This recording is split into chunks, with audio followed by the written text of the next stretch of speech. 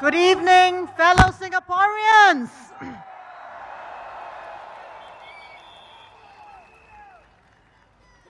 As you know, I've been in politics for some time, but this is the first time I'm speaking at a rally in Punggol.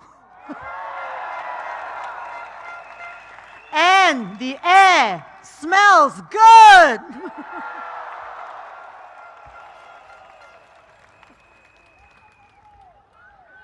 Tonight, I would like to speak to you about the women candidates that the Workers' Party is fielding at this election.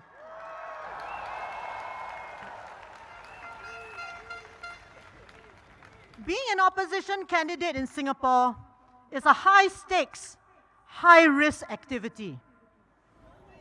Politics can be a nasty business.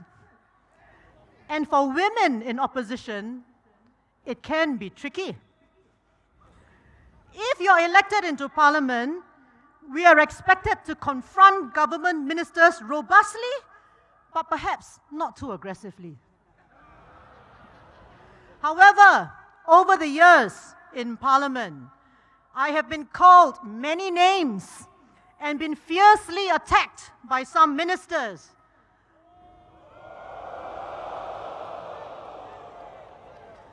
But I fought back with everything I had.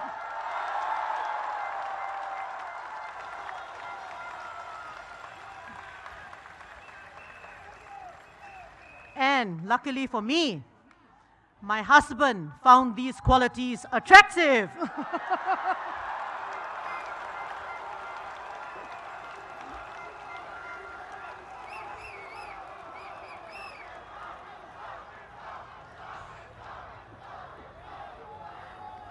I hope he's come back from his dinner. My friends, we need women political leaders and women representatives in parliament, especially in the opposition. This is necessary to ensure that our policies for Singapore are more balanced and sustainable. There are many studies that show that countries where people are the happiest also tend to have relatively more women in political leadership positions. Citizens of these countries feel confident and secure because the countries tend to prioritize social outcomes such as work-life balance, health, and supporting those in need. After the general election in 2011, I spoke at the opening of Parliament. I called for the government to measure whether its policies have resulted in happiness, well-being, and contentment in Singaporeans. I recall being mocked for it by the PAP ministers and backbenchers. But today, this is becoming more and more accepted as international best practice. So what is the Workers' Party doing about empowering more women in politics?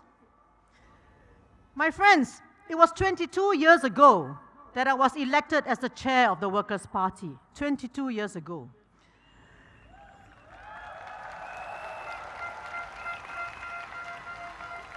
And I have to say, I have outlasted 4 male chairmen of the PAP, and I've yet to see a female chair on their side.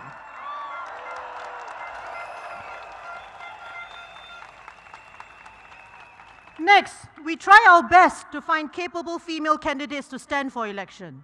This is not easy for the opposition.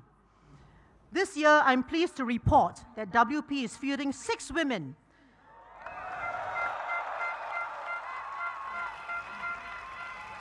Tonight, I would like to share with you why I think they are women of substance who will speak up for you fearlessly and defend your interests in Parliament. So first, let me start with the 2 ladies fielded in Punggol.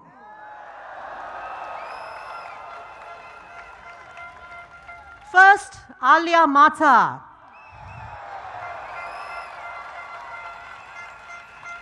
Alia identifies herself first as a mother of 3 teenagers.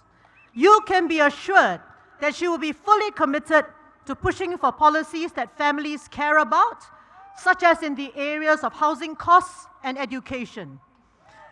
And did you know that she's a lawyer by profession who has worked in the Monetary Authority of Singapore for 8 years?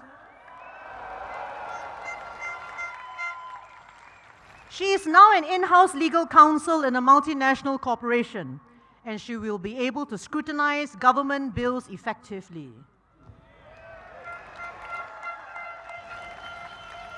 The second lady for Punggol is Alexis Deng.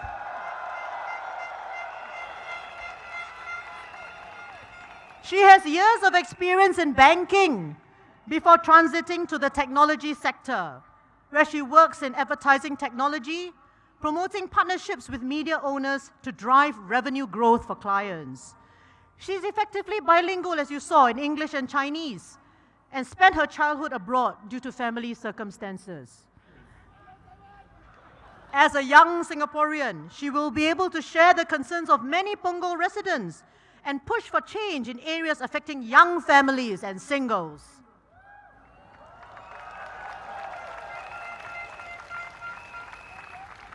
For Tampines GRC, we are fielding Eileen Chong Pei Shan.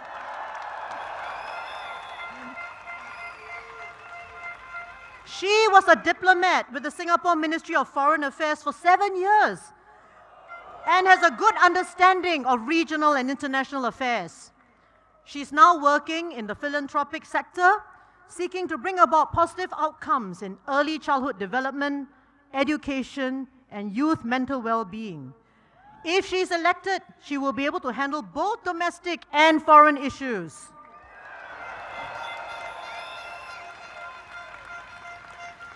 And next, for East Coast GRC, we have Paris V. Paramaswari, our Navy woman.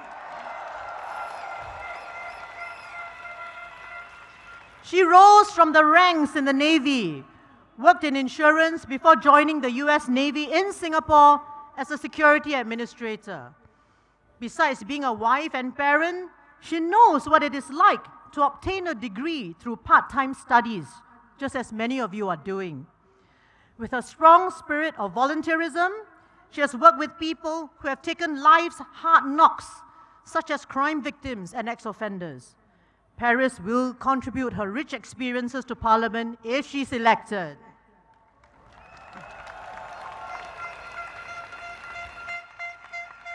As for Ms. He Ting Ru,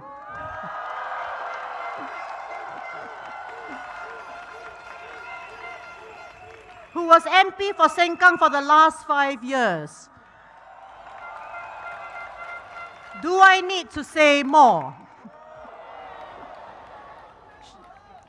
She has proven herself more than capable of handling her parliamentary duties and being chairman of the Sengkang Town Council, all while being the mother of 3 children under the age of 10.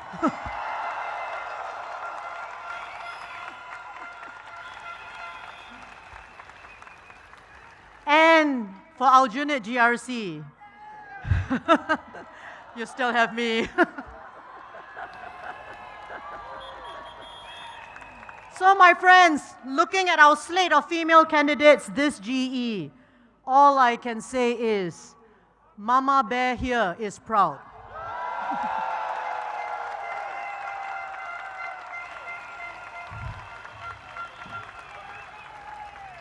So how will we serve your interests as opposition MPs in Parliament?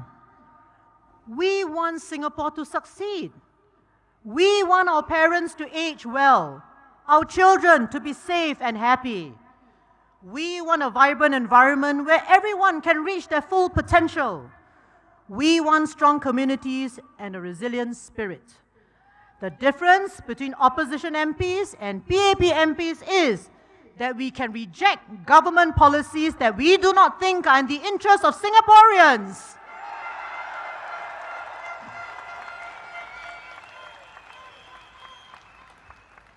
My friends, let me end on a broader and more serious note.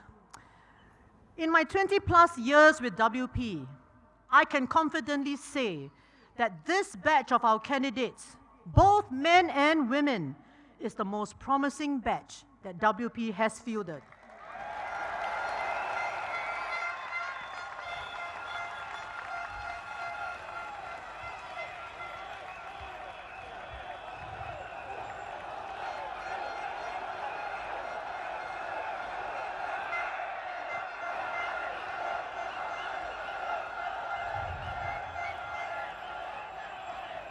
And therefore, there is a key message for you, our dear voters in Aljunied, Hougang, Sengkang, Punggol, Jalan Kayu, East Coast, Tampines and Tampines Changkat. If these candidates do not get elected this time, there may be no next time.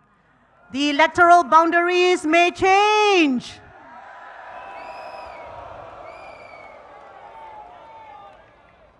So there is no time to waste on this.